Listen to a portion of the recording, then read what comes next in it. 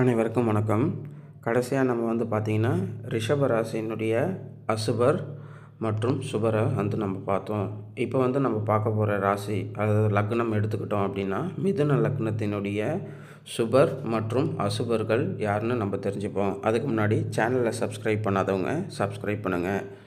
மிதுன லக்னம் நீங்கள் எடுத்துக்கிட்டிங்கன்னா உபய லக்னமாக நமக்கு கிடைக்கும். அதாவது ஸ்திர உபயம் அப்படின்னக்கூடிய வகையில் நம்ம எடுக்கும்போது மிதுனம் உபய லக்னத்தில் வரும். இப்போ மிதுன லக்னத்துக்கு சுபர் நன்மை செய்யக்கூடிய நபர் அப்படின்னு நம்ம எடுத்துக்கும்போது 5ஆம் வீட்டு அதிபதியும் 9வது வீட்டு அதிபதியும் வருவாங்க. அப்போது மிதுனத்தினுடைய 5வது வீடு யார் அப்படின்னு பார்த்தீங்க அப்படின்னா துலாம் ராசியாக வரும். துலாம் ராசியினுடைய அதிபதி அப்படின்னு நம்ம எடுத்துக்கிட்டோன்னா சுக்கிரன் ஆவார். அதுக்கு அடுத்தது பார்த்தீங்க அப்படின்னா துலாம் ராசியினுடைய 9வது வீட்டு அதிபதி. 9வது வீடு பார்த்தீங்க அப்படின்னா கும்பராசியே இவங்களுக்கு வரும். கும்பராசியின் அதிபதி சனி ஆவார். அப்பொழுது மிதுன லக்னத்திற்கு சுக்கிரன் மற்றும் சனி பார்த்தீங்க அப்படின்னா நன்மை செய்யக்கூடிய, அதாவது யோகாதிபதியாக வருவார்கள். அடுத்தது அசுபர்கள், அதாவது தீமை செய்யக்கூடிய கிரகங்கள்னு கணக்கிடும்போது நம்ம பார்த்தோம்னா 3வது வீட்டு அதிபதி மற்றும் 6வது வீட்டு அதிபதி 11வது வீட்டு அதிபதி நம்ம எடுத்துப்போம். இப்போது மிதுன லக்னத்திற்கு 3வது வீடு எதுன்னு பார்த்தீங்க அப்படின்னா சிம்மம். சிம்மத்தினுடைய அதிபதி சூரியன். அதுக்கு அடுத்தது 6வது வீட்டு அதிபதி பார்த்தீங்க அப்படின்னா உங்களுக்கு விருச்சக ராசி வரும். விருச்சக ராசியுடைய அதிபதி செவ்வாய். அதுக்கு அடுத்தது 11வது வீட்டு அதிபதி மேஷம். மேஷத்தினுடைய அதிபதி பார்த்தீங்க அப்படின்னாலும் செவ்வாய் தான். இங்கே ஒரு விஷயம் நீங்கள் எடுத்துக்கும் போது பார்த்தீங்க அப்படின்னா 6வது வீட்டு அதிபதியும் 11வது வீட்டு அதிபதியும் பார்த்தீங்கன்னா ஒரே நபராக வராரு. அதாவது விருச்சகம் மற்றும் எடுத்துக்கிட்டிங்க அப்படின்னா மேஷம், இந்த 2 ராசியினுடைய அதிபதியும் செவ்வாய் பகவான் வராரு. 3வது வீட்டு அதிபதின்னு பார்த்தீங்கன்னா சூரியன் வராங்க.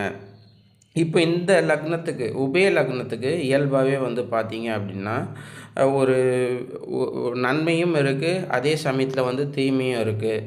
ஏன்னா ஸ்திர உபயத்தில் நீங்கள் எடுக்கும்போது உபய லக்னங்கள் ஒரு பலவீனமான பலன்கள் அதிகமாக இருக்கிறத நமக்கு எடுத்துக்காட்டும். அதாவது மூளை ராசிகள்னு காட்டக்கூடிய மிதுனம், கன்னி, தனுசு, மீனம் போன்ற இந்த உபய ராசிகள் பார்த்தீங்க அப்படின்னா அதோடைய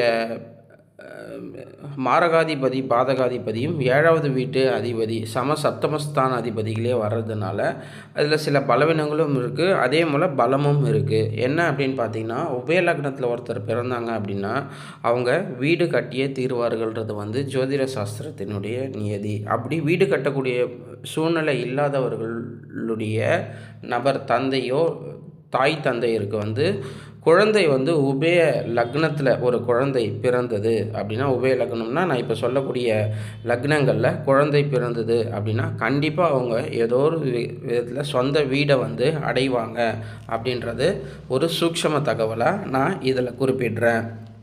மேலும் இவங்களுடைய இந்த தசா காலங்களில் பார்த்தீங்க அப்படின்னா மிதுன லக்னத்துக்கு தசா காலங்களில் பார்த்தீங்க அப்படின்னா சுக்கிரனுடைய நட்சத்திரத்துலேயோ இல்லை சனியினுடைய நட்சத்திரத்துலேயோ ஏதேனும் ஒரு கிரகம் சாரம் வாங்கி தசை நடத்தும் போது அவங்களுக்கு நற்பலன்களை அனுபவிப்பார்கள் என்றது ஜோதிட சாஸ்திரனுடைய நியதி. அதாவது அபிலாஷைகளை நிறைவேற்றக்கூடிய ஒரு தசையாக அமையும்.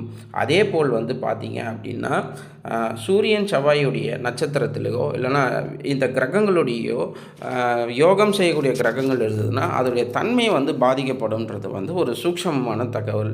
இது நம்ம எடுத்துக்கிறது பார்த்திங்கன்னா சுபர் அசுபர்களுடைய கணக்கில் எடுத்துக்கிறோம்.